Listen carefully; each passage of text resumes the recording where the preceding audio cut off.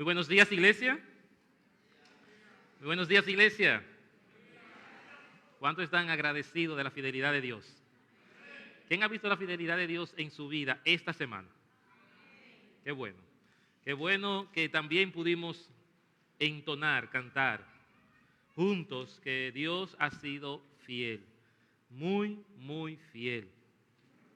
Seguimos, hermanos, predicando sobre la carta de los Romanos. Estamos ya en el capítulo 7 en esta mañana. Quiero que me acompañen allá. Romanos capítulo 7. Vamos a estar mirando la porción del versículo 1 al 6. Romanos capítulo 7, versículo 1 al 6. Dice la palabra de nuestro Dios: ¿acaso ignoráis, hermanos, pues hablo con los que conocen la ley, que la ley se enseñorea del hombre entre tanto que éste vive? Porque la mujer casada está sujeta por la ley al marido mientras éste vive. Pero si el marido muere, ella queda libre de la ley del marido. Así que si en vida del marido se uniere a otro varón, será llamada adúltera. Pero si su marido muriere, es libre de esa ley. De tal manera que si se uniere a otro marido, no será adúltera. Así también vosotros, hermanos míos, habéis muerto a la ley mediante el cuerpo de Cristo, para que seáis de otro, del que resucitó de los muertos, a fin de que llevemos fruto para Dios. Porque mientras estábamos en la carne, las pasiones pecaminosas que eran por la ley obraban en nuestros miembros, llevando fruto para muerte. Pero ahora estamos libres de la ley, por haber muerto para aquella en que estábamos sujetos. De modo que sirvamos bajo el régimen nuevo del Espíritu y no bajo el régimen viejo de la letra. Oramos al Señor. Padre, gracias por tu palabra. Gracias, Señor, por esta porción que nos permite tener una mayor comprensión de lo que tú nos vienes diciendo sobre el Evangelio de la Gracia. Y cómo en Cristo tú nos has dado una nueva vida, una nueva relación desvinculada de la ley. Porque no somos salvos por las obras. No somos salvos porque somos buenos. No somos salvos porque nos portamos bien. Somos salvos porque Cristo nos ha unido en Él. Padre, en esta mañana tú conoces la intención de esta enseñanza. Conoces los corazones de tus hijos que están presentes en este lugar. Tú sabes, Padre, los desafíos que tiene cada matrimonio hoy en día. Tú conoces la lucha de nosotros para poder conservarlos. Gracias por usar el matrimonio como un ejemplo para mostrarnos tu gracia. Y oro, Señor, para que tus hijos estén dispuestos a escuchar tu voluntad. Que sus corazones, Padre, estén abiertos a escucharte a ti. Y a mí solamente utilízame como un instrumento, Señor, porque digno no soy de predicarlo. Que tu Espíritu Santo esté en medio de nosotros, trayendo verdad, claridad y luz. Y afirmando, Señor, tu voluntad en nuestros corazones. Guarda los matrimonios de la iglesia. Guarda aquellos que también están en un momento de dificultad en su relación. Padre, también aquellos que se han separado, que por situaciones del pecado se han visto en la necesidad de divorciarse o de separarse de su pareja.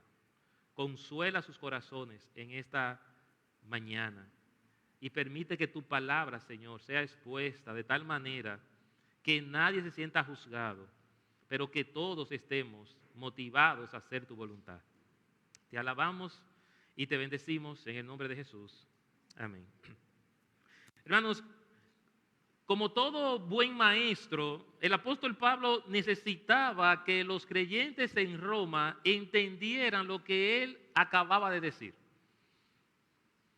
El capítulo 6 se divide en 2 enseñanzas, no sé si recuerdan, y Pablo utiliza el capítulo 7 para utilizar una ilustración y dejar entonces una imagen en nuestra mente para que entendiéramos lo que significa la gracia y ese nuevo pacto en la sangre de Cristo. Y cómo salimos debajo de la ley para disfrutar de un evangelio nuevo. Bien, ustedes recuerdan que en el capítulo 6, en el verso 1 al 2, Pablo decía que la gracia no era para perseverar en el pecado, como el que tiene señorío sobre nuestras vidas.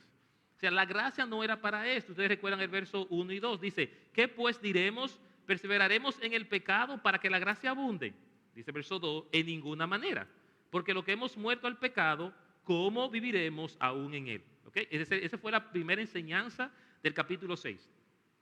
La gracia no es para perseverar en el pecado.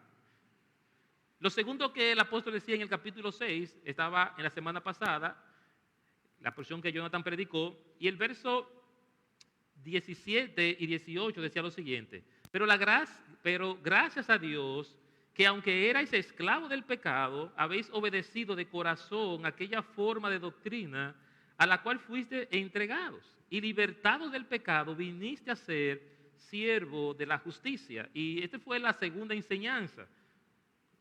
Que usáramos la gracia en nuestras vidas para ser un instrumento de justicia, no para presentar nuestro cuerpo al pecado. Así que con esto en mente, de que la gracia no es para perseverar en el pecado, ni que nuestros cuerpos son instrumentos de pecado, sino de justicia para servicio de nuestro Dios, el apóstol Pablo inicia el capítulo 7 utilizando una analogía, utilizando una imagen. No es extraño que lo que más recordamos de una predicación o enseñanza, ¿qué es? ¿O qué son? Las ilustraciones. Para nosotros los predicadores es una alegría saber que ustedes recuerdan un chiste, una historia, una comparación, un ejemplo desde hace años. Frecuentemente a mí se me acerca, pastor, yo recuerdo que usted predicó una vez. Bueno, el domingo precisamente una hermana se acercó y me dijo, ¿usted recuerda una predicación que usted predicó de una mochila? Que todo el mundo tiene que tomar su mochila. Y yo, no la recuerdo, pero qué bueno que tú sí la recuerdas. Y el punto es que nosotros como predicadores y maestros de la palabra sabemos la importancia que tiene una imagen, una ilustración, un ejemplo en una enseñanza. De las primeras cosas que yo aprendí como predicador, que me enseñaron, es siempre ten una buena ilustración. Porque la gente nunca se va a acordar de tus sermones. Eso es como un poquito doloroso, ¿verdad? Al mismo tiempo de saber que ustedes pueden guardar un ejemplo que les llama la atención, pero al mismo tiempo un poquito como decepcionante, ¿verdad? Que a lo que yo le dedico 12 horas de estudio, 10 horas de estudio, de sacar principios y enseñanza de la palabra, la mayoría de ustedes, a las 2 o 3 semanas ya no se van a acordar del sermón que yo prediqué. Pero sí pueden recordar una imagen, sí pueden recordar un ejemplo.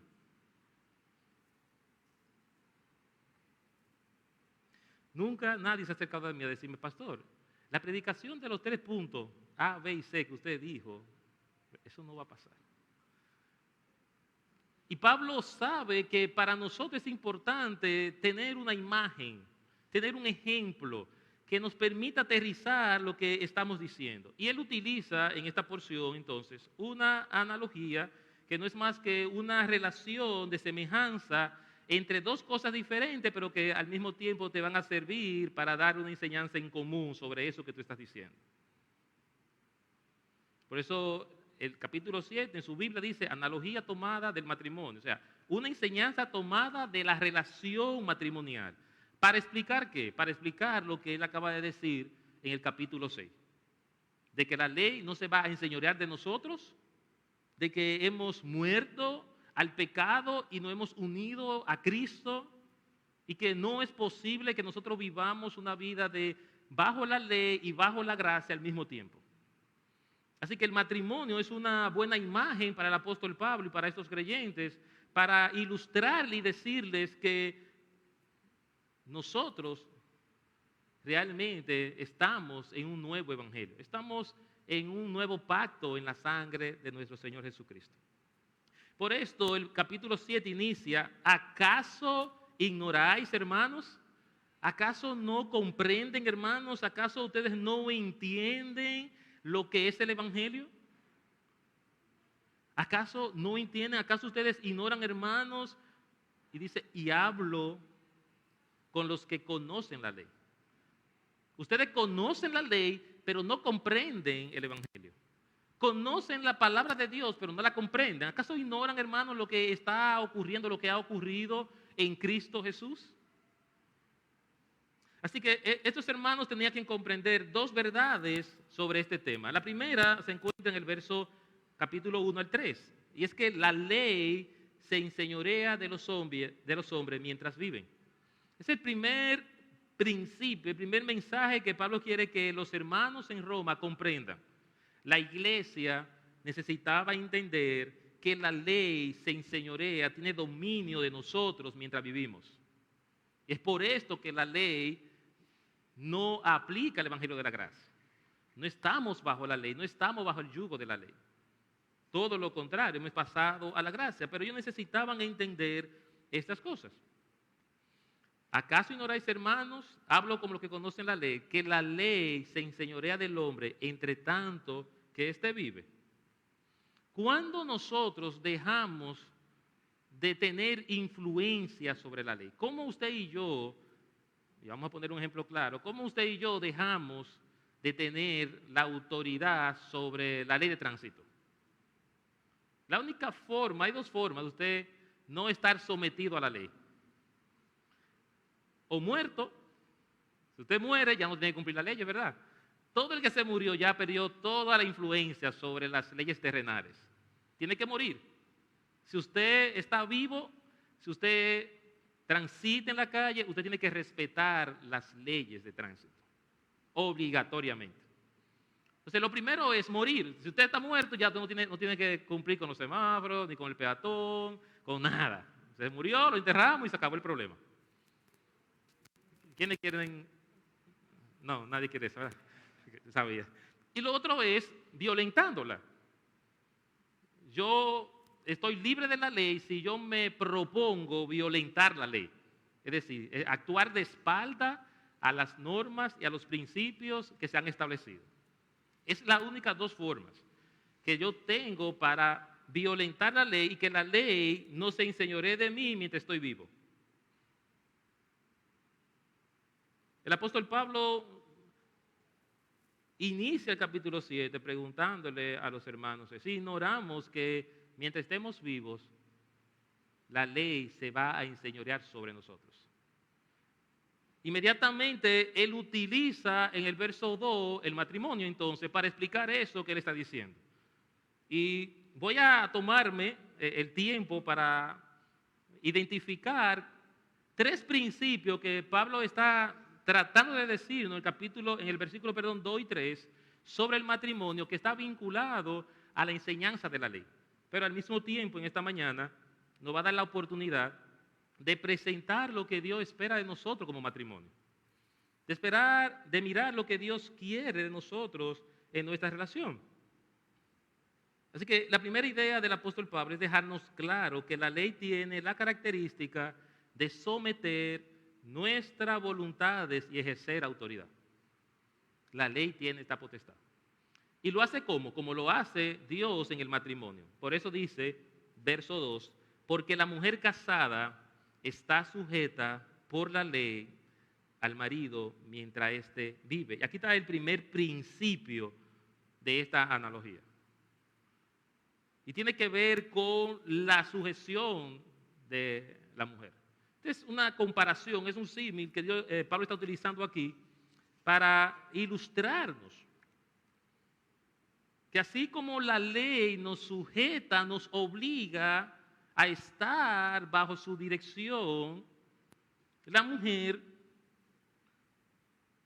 dispuesto por Dios en la relación matrimonial, está sujeta a su esposo.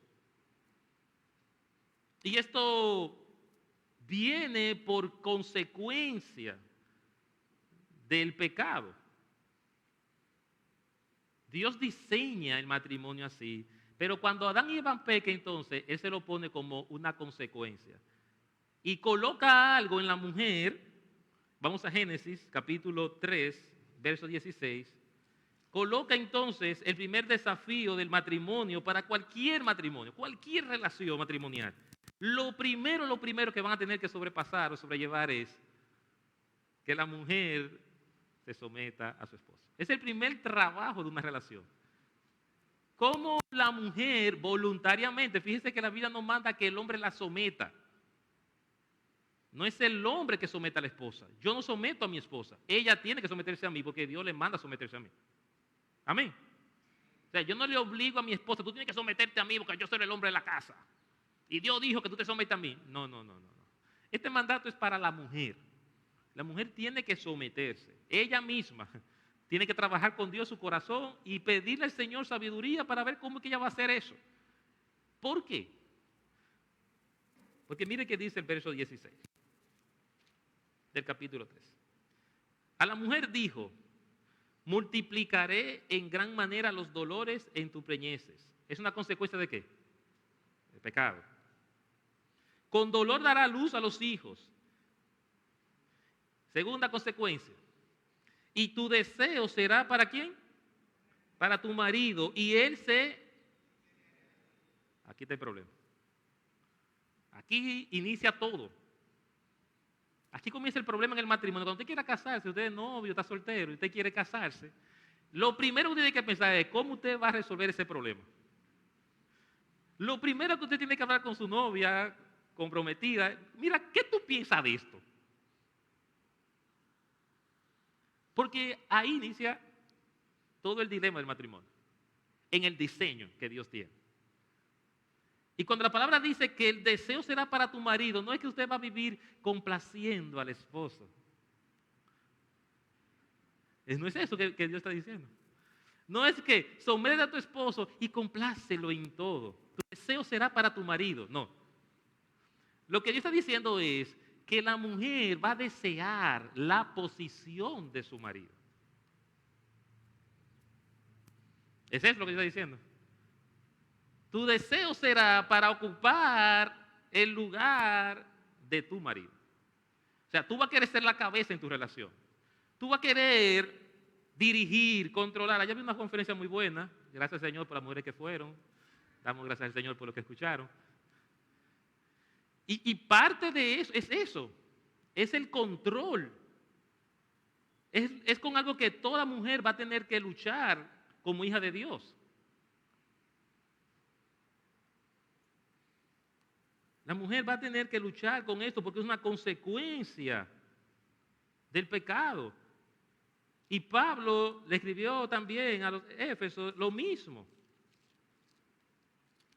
Efesios capítulo 5, verso 22, eso es muy conocido, al 23.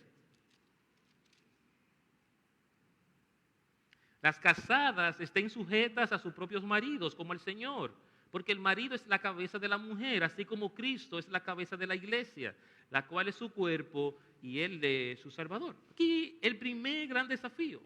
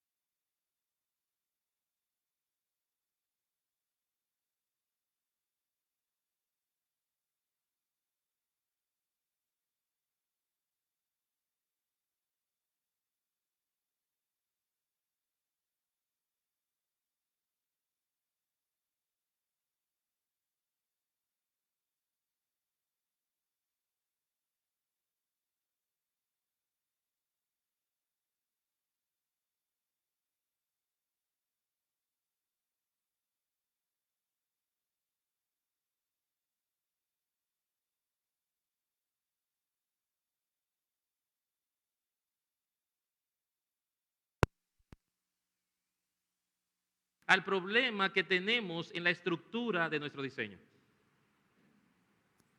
Escriba esto o memorícelo.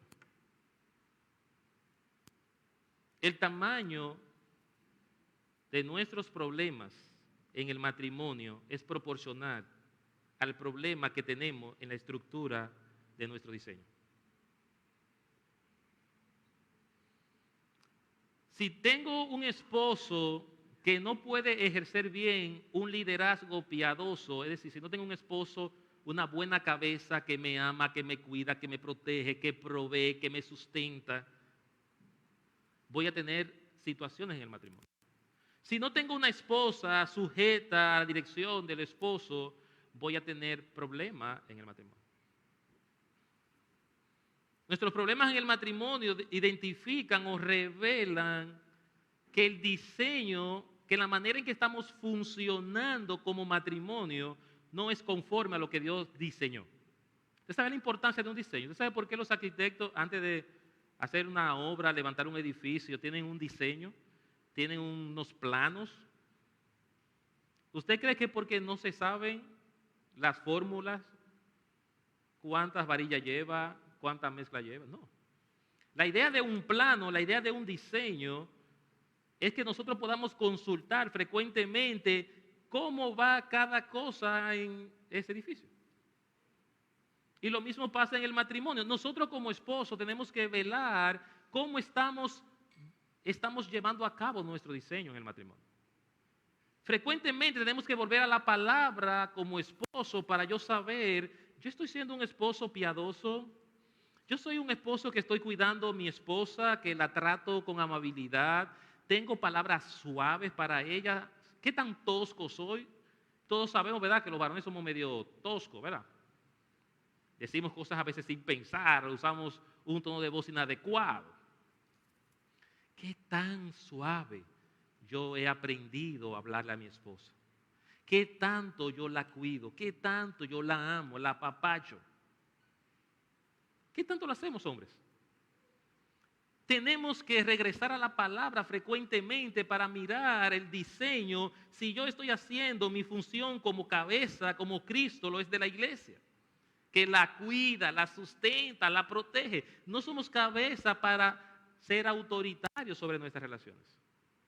Somos cabeza porque Cristo quiere que lo hagamos como Él lo hizo, con amor, paciencia, responsabilidad, sabiendo que tenemos que sustentarla en todos los aspectos, económicamente, emocionalmente y espiritualmente. Y siempre le he dicho, usted no se casa con un pollito, usted no se casa con un puerquito, no es llevarle comida, no es una granja, el matrimonio no es eso, tu esposa no es una mascota, no, yo le proveo a mi familia, no es llevarle alimento para engordarla y después decirle, mira, ponte a rebajar, no.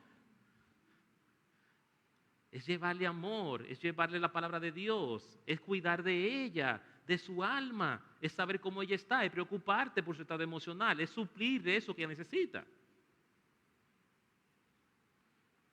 Y yo te aseguro que si haces eso, ella se va a someter voluntariamente.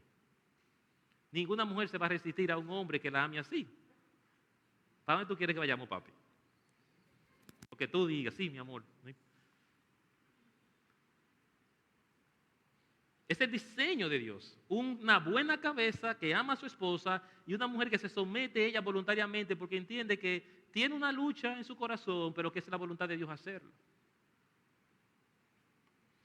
Y la idea de Pablo con esto es que tenemos que vivir bajo la autoridad de la ley. Perdón, el punto aquí es que si vivimos bajo la autoridad de la ley nos va a obligar a estar sujeto a ella. Fíjese que la mujer se sujeta al esposo, pero igualmente si nosotros nos sujetamos a la ley como un principio de redención para nuestras vidas, esa ley no va a cumplir el propósito de redención para nosotros. Es decir, la obediencia a la ley no te justifica. No te justifica. Todo lo contrario, se te va a imponer. ¿Por qué la mayoría de personas rehúsan al evangelio? ¿Por qué muchas personas no quieren venir a la iglesia? ¿Qué le dicen las personas, sus amigos y conocidos, cuando usted le invita a ser parte de la iglesia evangélica? No, porque ahí me prohíben. ¿No es eso que le dicen? No, porque ustedes prohíben peinarse, prohíben maquillarse, prohíben ponerse arete, ponerse pantalones. ¿Por qué? Porque la ley, eso es lo que hace. Bajo la autoridad de la ley, las personas no son redimidas, las personas se alejan del evangelio. La ley no tiene la potestad de hacer esto. Entonces Pablo quiere que entendamos que así como la mujer casada está sujeta a la ley del marido mientras éste vive, asimismo la ley nos obliga a sujetarnos a ella si estamos bajo esa autoridad. Lo segundo que Pablo quiere decirnos sobre este tema de la ley mientras el hombre vive es que el compromiso es hasta que la muerte nos separe. Y él utiliza un segundo principio sobre el matrimonio. Parte B del versículo 2. Pero si el marido muere, ella queda libre de la ley del marido. El segundo principio. El matrimonio es un compromiso hasta que la muerte nos separe.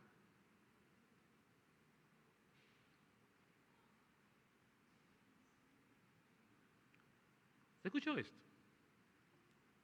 El compromiso del matrimonio es hasta que la muerte nos separe. La manera más resumida y la que más me gusta utilizar para definir el matrimonio es esta. El matrimonio es una decisión de muy alto compromiso. Así. ¿Qué es el matrimonio? Una decisión de muy alto compromiso. Muy alto compromiso, ¿por qué? Porque yo tengo que casarme dispuesto a morir con esa persona. Y si usted no está dispuesto a morirse con esa persona, no se casa. Cuando le decimos a las personas en consejería, defíneme el matrimonio. Muchas parejas nunca han pensado en esto. Oigan, están casados, tienen años casados, tomaron la decisión de casarse y ni siquiera se dignaron a preguntarse, ¿qué es el matrimonio? ¿Qué es lo que yo voy a hacer? La mayoría de personas se casa y nunca se preguntaron qué era lo que iban a hacer. Y el matrimonio, hermanos, es la decisión, después de Cristo, en esta tierra, es la decisión más importante que usted va a tomar. El matrimonio. A solteros. Cuando vayas a decidir casarte, recuerda esto. Esa es la decisión más importante que tú vas a tomar en esta tierra.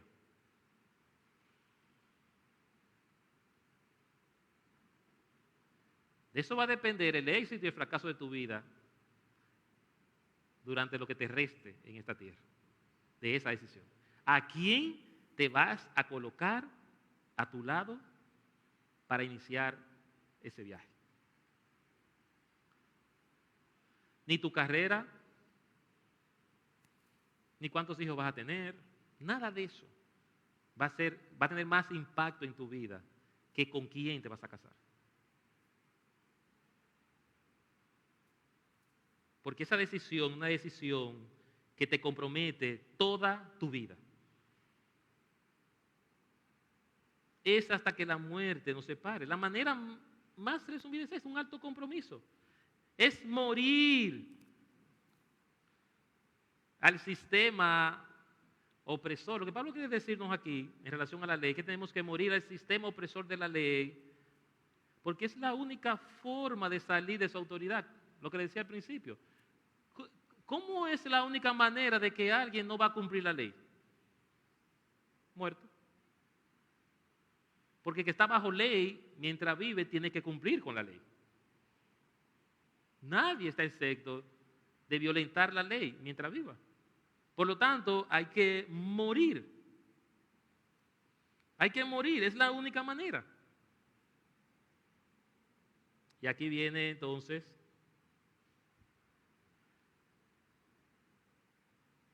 un tema controversial sobre el matrimonio. Porque el apóstol Pablo introduce el verso 3 con un tema sobre si es posible recasarnos. Dice el verso 3, así que si en vida del marido se uniere a otro varón, será llamada adúltera.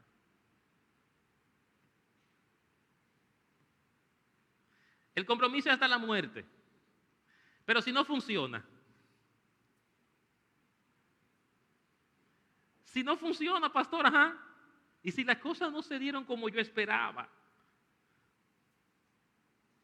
¿qué voy a hacer? Quiero, antes de desarrollar este punto, dejar algunas cosas claras.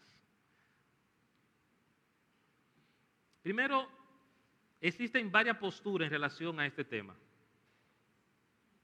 Y quiero respetar a cada iglesia, a cada pastor en ese sentido. Es decir, yo no voy a debatir sobre este punto, ni quiero juzgar las posiciones de otros pastores, porque he hablado con muchos pastores en relación al tema, tratando de entender y buscar realmente lo más cercano a la palabra posible. Quiero tratar de lo que voy a decir sea lo más bíblico posible. Y sé que hay varias posturas en relación al recasamiento. Lo segundo es, yo no quiero emitir un juicio sobre nadie. Si ya tú estás recasado, si te casaste nuevamente, no quiero que te sientas acusado. No quiero que te sientas señalado. ¿Okay? Quiero predicar lo que Dios dice. Quiero predicarle a los que no se han divorciado. Quiero predicarle a los que no se han casado. Quiero establecer la verdad de Dios conforme a su palabra. Así que si estás recasado, por favor, no te sientas juzgado en esta mañana. Ayuda más bien a escuchar la verdad de Dios y ayudar a otros a conservar su matrimonio. Y en tercer lugar, voy a tratar de decir solo lo que la Biblia dice, sin analizar casos particulares.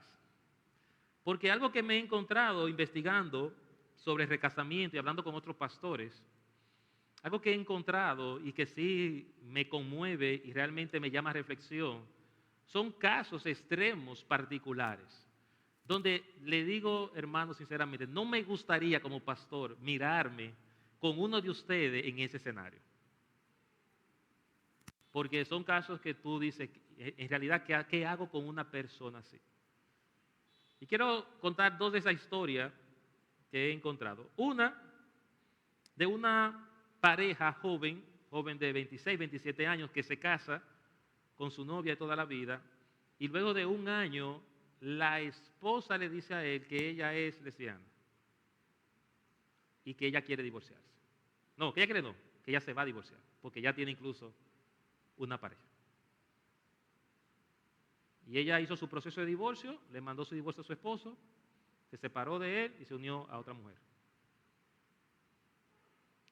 Y cuando estaba preguntándole al pastor sobre eso, él me decía, ¿qué tú haces con un joven de 27 años que le pasa algo así? Él estaba tratando de decirme, o sea, él me decía, analizamos los casos y en casos así nosotros permitimos que se vuelva a casar. Otro caso de una esposa que fue violada de niña y ya tenían un año y pico de casado y no habían podido tener intimidad como esposo. Y el esposo llega a los pastores diciéndole, pastor, yo necesito una respuesta a esto porque yo no puedo continuar casado con una mujer así.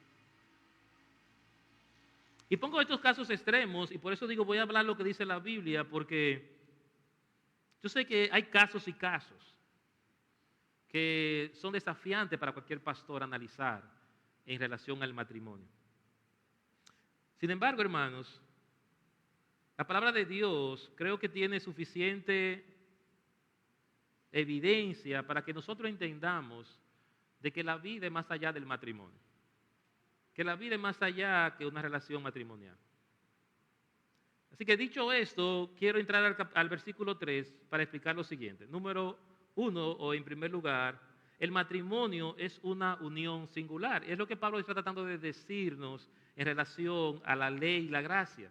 Dice verso 3, así que si en vida del marido se uniere a otro varón, será llamada adúltera. ¿Por qué? Porque nosotros no podemos vivir bajo la ley y bajo la gracia. Es como un adulterio espiritual. O sea, o yo vivo bajo la gracia de Dios o vivo bajo la ley.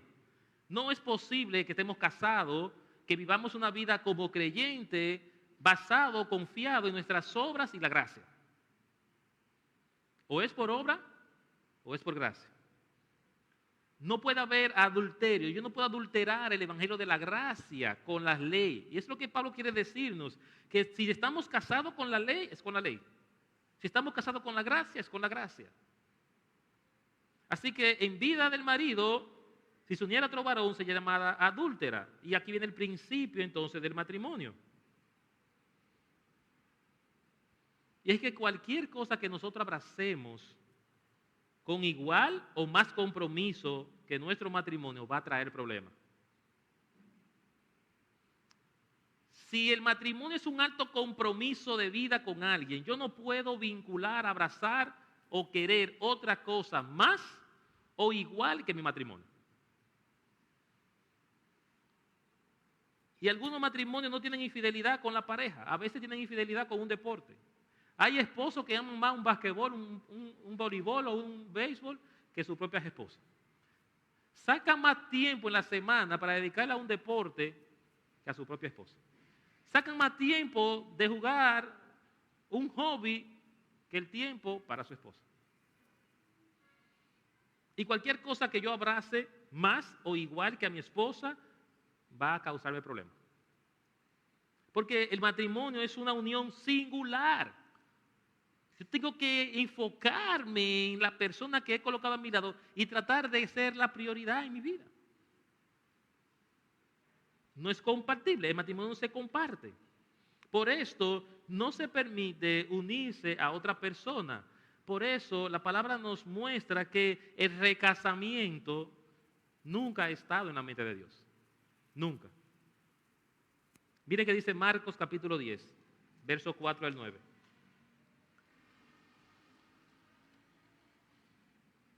Marcos capítulo 10,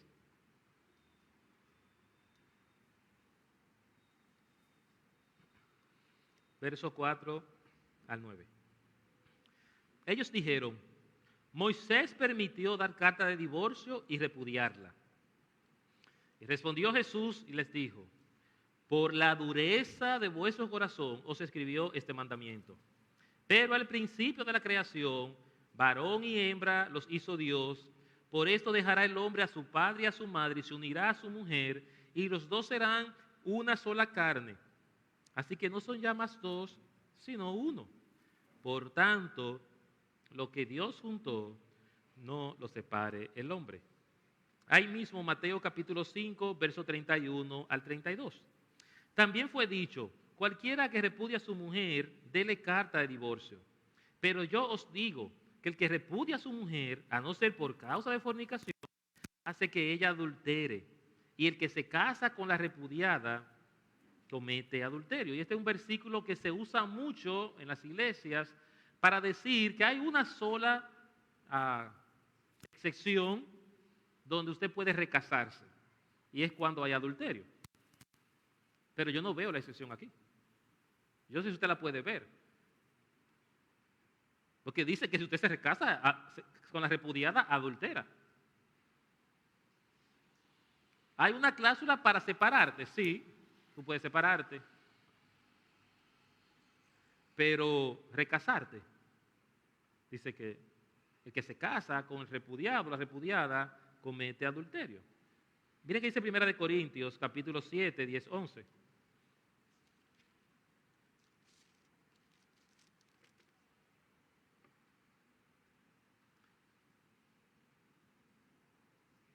Perdón, 10, 11. 1 Corintios 7,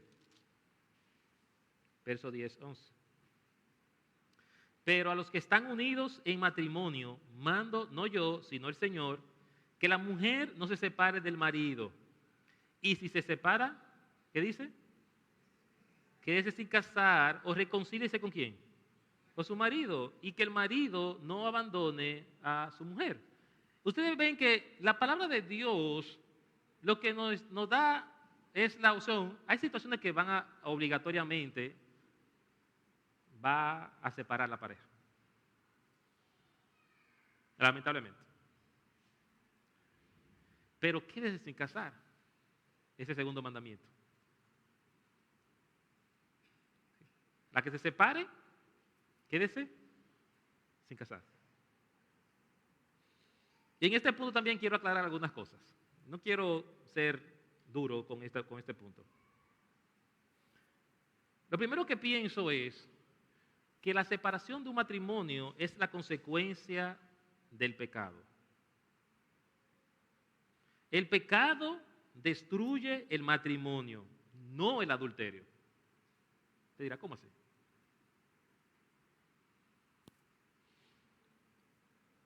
Yo tengo parejas donde ha habido infidelidad restaurada, glorificando a Dios en su matrimonio. No uno, no dos, no tres. Varios casos de matrimonio donde ha ocurrido adulterio y donde Dios se ha glorificado en esos matrimonios. Oiga, no uno, no dos, no tres. Varios. Es decir, que el adulterio aparentemente no es la causa del divorcio. Y aunque el pueblo de Dios pidió a Moisés carta de divorcio en estos casos, Jesús está diciendo la causa por el que se le dio esta carta. ¿Y qué fue? La dureza del corazón. Eso sí yo creo que provoca divorcio. Provoca divorcio porque si yo le estoy siendo infiel a mi esposa con una mujer que no es ella y yo abrazo ese adulterio y no me arrepiento y tengo un corazón duro, ¿qué va a provocar eso? Divorcio. Si mi esposa tiene un corazón duro y no tiene amor suficiente para perdonar mi ofensa, ¿qué va a provocar eso?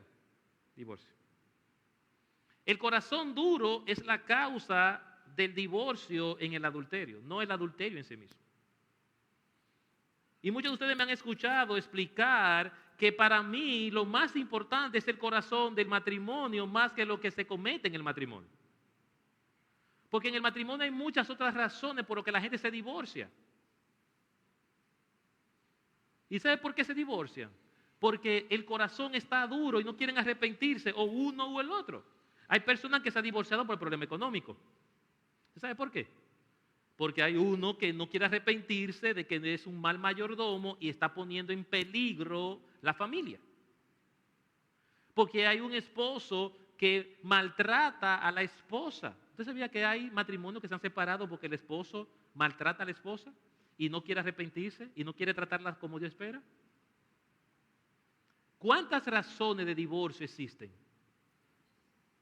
Todas. Por todas las razones que usted conoce, hay divorcio. Entonces no es un tema de cuál fue el pecado que se cometió en el matrimonio. Es un tema de cómo está el corazón de la pareja para enfrentar ese pecado en su matrimonio. Esa es mi postura. Yo no creo que el adulterio es una razón para tú recasarte. Yo creo que el recasamiento no está permitido en la Biblia. Pero creo que hay razones para divorciarse. Claro que sí, siempre va a haber razones para divorciarse.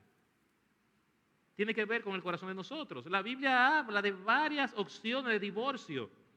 En 1 Corintios, ahí mismo capítulo 7, versos 15 al 16, el apóstol Pablo le dice a la iglesia, hablando de las que están en yugo desigual, que verdad, uno se convierte, el otro no.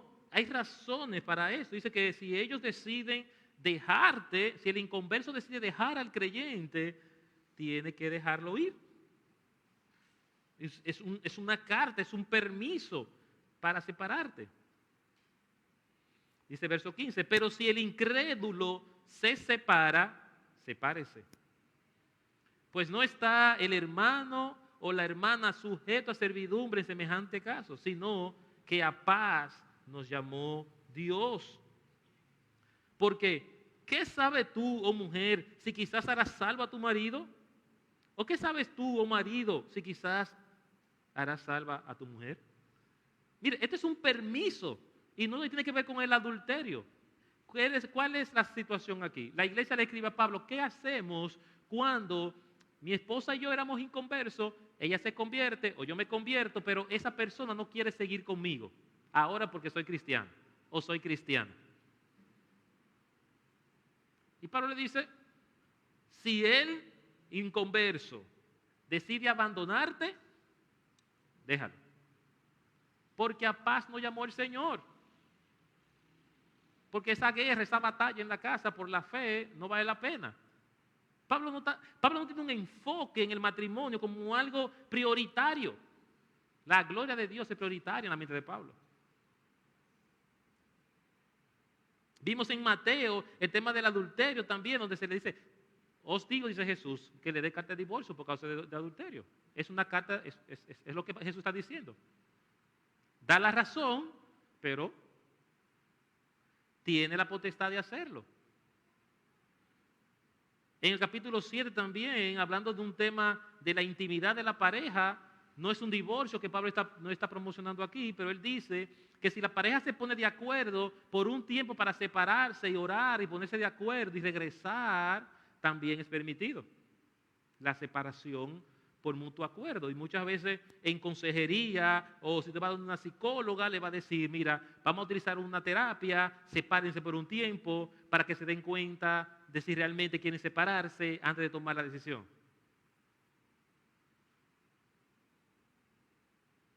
Pero en la mente de Dios, hermanos, está conservar el matrimonio como Él lo diseñó hasta que la muerte nos separe. Y cuando usted decide casarse, tiene que tener el amor suficiente para perdonar pecados. Ese es otro requisito del matrimonio. Si usted es rencoroso, no, yo no puedo perdonar, yo nomás le aguanto 3 y a la 2 ya lo... Si usted se va a casar así, no se case. Pídele al Señor cada día, Señor, dame amor suficiente para perdonar a mi esposo, para perdonar a mi esposa. Cada día, esa debe ser nuestra petición, Señor, lléname de tu amor, ese amor que cubre faltas, para yo poder, así como tú me perdonas a mí, yo poder perdonar a mi pareja.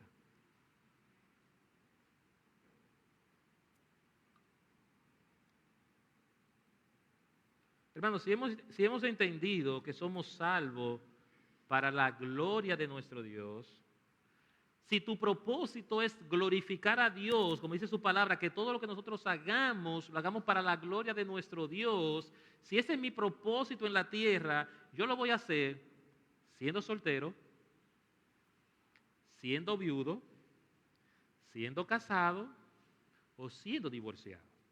El propósito, sin importar el estatus social de nosotros, es el mismo. Glorificar a nuestro Dios. Así que la palabra incluso nos recomienda la soltería. ¿Está el solo es pecado? No. Que mi esposo me abandonó, que se divorció, no hay problema. Pablo recomienda la soltería, ahí mismo en el capítulo 7, dice que él recomienda quedarnos solos, porque cuando nos casamos tenemos que ocuparnos de nuestras esposas, más el reino de Dios, y tú puedes ocuparte ahora directamente en el reino de Dios y enfocarte en eso. La palabra nos habla de que algunas no tendrán necesidad de casarse. ¿No están los que han nacido sin la necesidad de casarse? Los eunucos están ahí, y dice la palabra que algunos se hicieron, pero otros nacieron.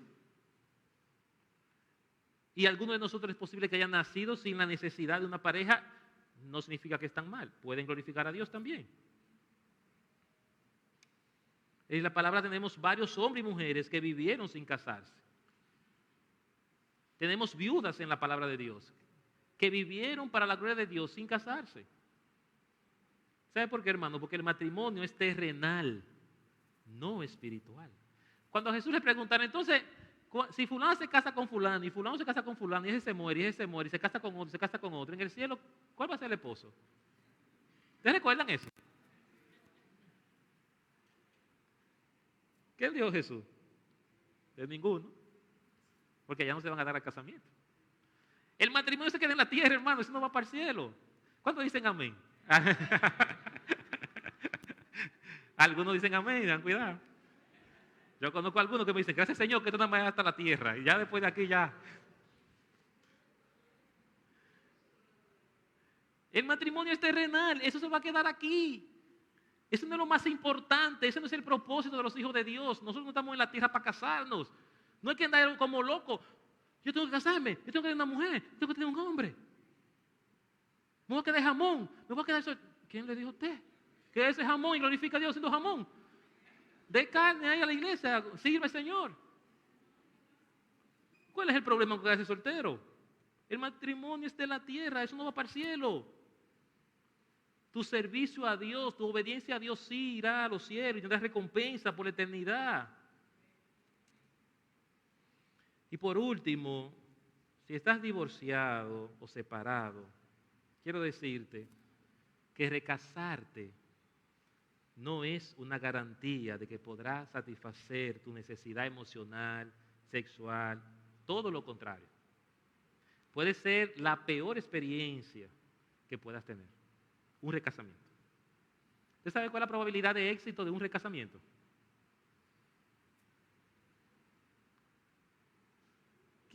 ¿Quién sabe? ¿Quién sabe la probabilidad de buscarse, después que usted está casado, que se separe y buscarse otra pareja, la probabilidad de que eso triunfe? Usted piensa que necesita otra pareja, ¿verdad? Pero voy a darte estadística. Entre el 60 y 73% de los recasamientos fracasan. La probabilidad de éxito de un recasamiento se reduce bastante en relación al primer matrimonio. Ahora mismo tu primer matrimonio tiene una probabilidad de 50% de fracasar. Oiga eso. En promedio, así, mundialmente. La probabilidad de tu primer matrimonio, de ese matrimonio que tú tienes, de terminar hasta que la muerte los separe, 50%. No, porque los cristianos no, eso es en el mundo, no, en la iglesia también. En la iglesia también los hombres se olvidan de lo que Dios les dijo que tenían que hacer. En la iglesia también las mujeres se olvidan de lo que Dios les dijo que tenían que hacer. No se someten al diseño y fracasa el matrimonio.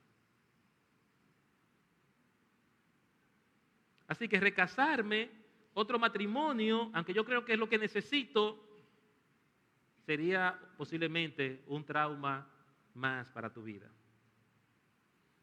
Pastor, y si me estoy quemando, ¿qué hago? Me han dicho algunos. ¿Y si tengo necesidad? ¿De qué? De intimidad. Y quemarse en la Biblia es para los solteros. Eso no aplica a las divorciadas, a los divorciados.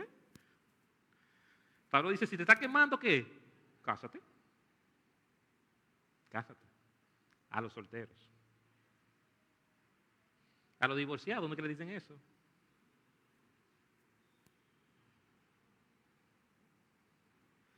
Si te está quemando, adivine quién es la fuente de agua viva. ¿Te lo conoce, verdad? Jesucristo.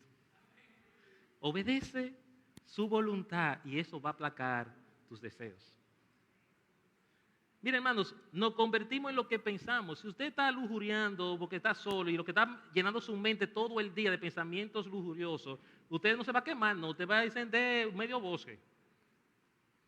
Pero si usted está divorciado y usted se está ocupando de la oración, de la palabra y el ministerio, usted no va a tener problema, aún estando solo. Porque Dios hizo la intimidad sexual para el matrimonio. Y si no tienes un matrimonio, no tienes por qué enfocarte en ese aspecto. No tienes por qué enfocarte en eso. Ahora, si te enfocas en eso solamente y nada más estás pensando en eso, claro que te vas a quemar. La gloria de Dios la hacemos casados, solteros, viudos, divorciados. Y yo estoy casado, yo también tengo que cultivar mi mente hacia el compromiso a mi esposo y la obediencia a Dios todos los días. Es lo mismo. Es agradar a Dios. Mi pensamiento es buscando el pensamiento de la voluntad de Dios para la gloria de su nombre. Eso no cambia. El problema es que dejamos que lo carnal se cultive en nuestra mente y entonces queremos doblar la voluntad de Dios para justificar nuestras decisiones. Es lo que pienso. Así que Pablo utiliza este principio para dejarnos claro que un creyente no puede pretender unirse a Cristo mientras su antigua pareja, es decir, el viejo hombre y la ley, viven en él. Esa es la idea con esta ilustración. Es obligatorio estar muertos al yugo de la ley moral para unirnos con Cristo en el proceso de santificación progresiva. Eso es lo que Pablo quiere decir. Que cuando muere uno, entonces tenemos la oportunidad de unirnos a otros. Al otro, dice, verso 4 en la parte B. Para que seáis de otro, del que resucitó de los muertos, a fin de que llevemos frutos para Dios. ¿Es necesario esto? La muerte del marido. Parte B del 3, leo nuevamente. Pero si su marido muriere, es libre de esa ley, de tal manera que si se uniere a otro marido, no será adúltera.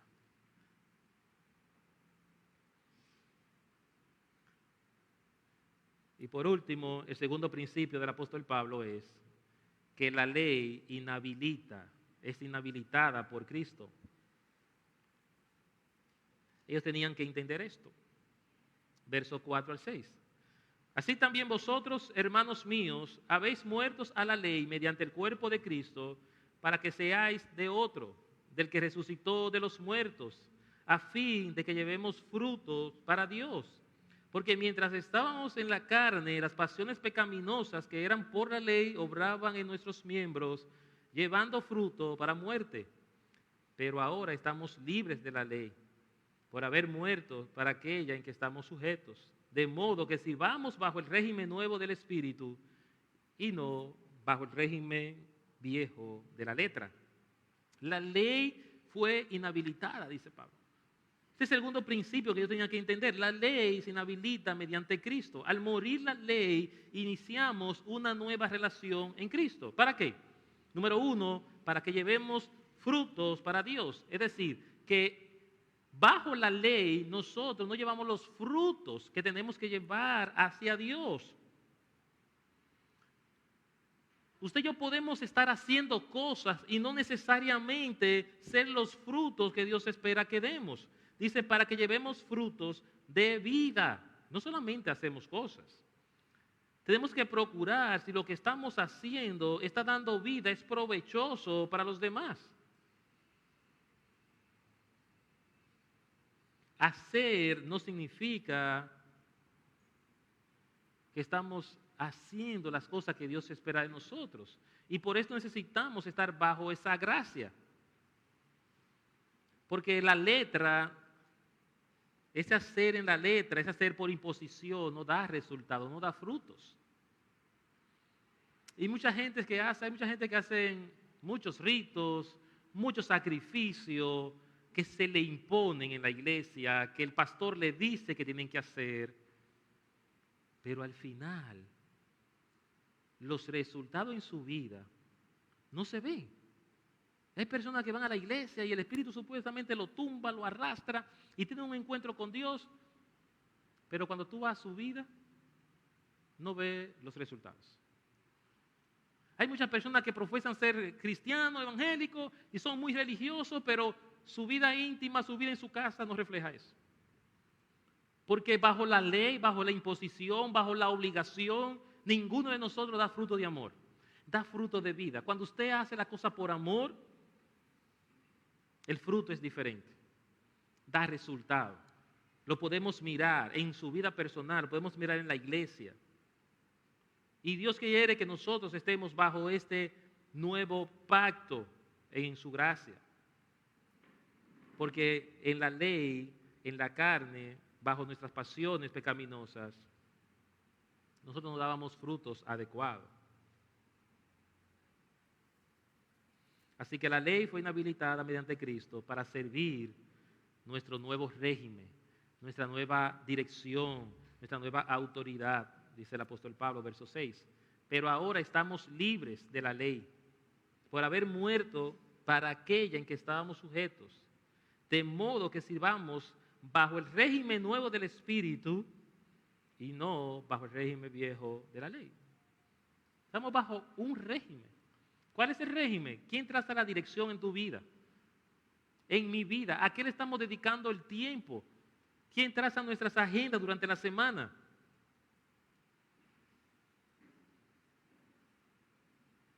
¿Es una agenda espiritual? ¿Es una agenda carnal? ¿Es una agenda basada en normas, leyes humanas? En conclusión, hermanos, el llamado de esta mañana es a pensar bajo qué régimen estamos viviendo. ¿Con quién es nuestra unión en este momento? ¿Estamos casados con el régimen de la autoridad de la ley? ¿O estamos bajo la autoridad del Espíritu de Dios?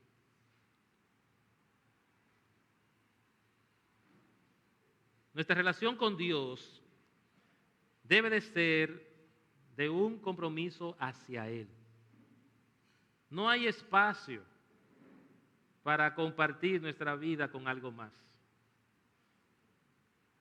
No podemos serle infiel amando otras cosas en nuestros corazones. Él quiere el 100% de nuestras vidas dispuesto para servirle. Es el mensaje. La ilustración de Pablo con el matrimonio es que nosotros entendamos esto. Hay un compromiso alto, hay un compromiso serio en nuestra relación con Dios. Y es con Él, con nada ni nadie más. No hay oportunidades para compartir el amor de Cristo con otra cosa, hermanos. No hay oportunidad, no hay chance para dejar en nuestros corazones cosas que estorben nuestra relación con Dios. Casémonos con aquel que nos ha salvado. Vivamos para su gloria y démosle a Él la honra que Él merece en nuestras vidas.